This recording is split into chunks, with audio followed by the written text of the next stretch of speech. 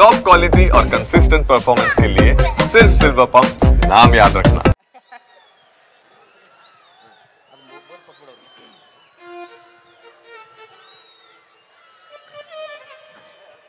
ಹನುಮಂತಣ್ಣನಿಗೆ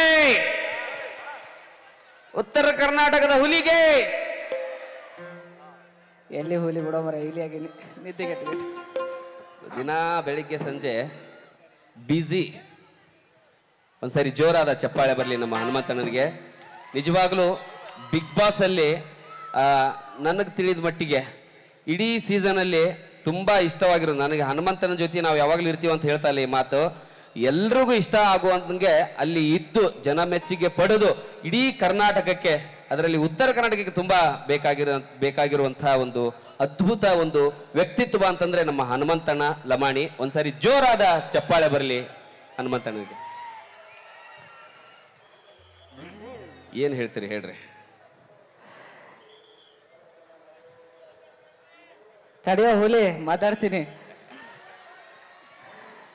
ನಮಸ್ಕಾರ, ಆರಾಮದ್ರಿ ಸಾವುಕಾರ ಮಂದಿ?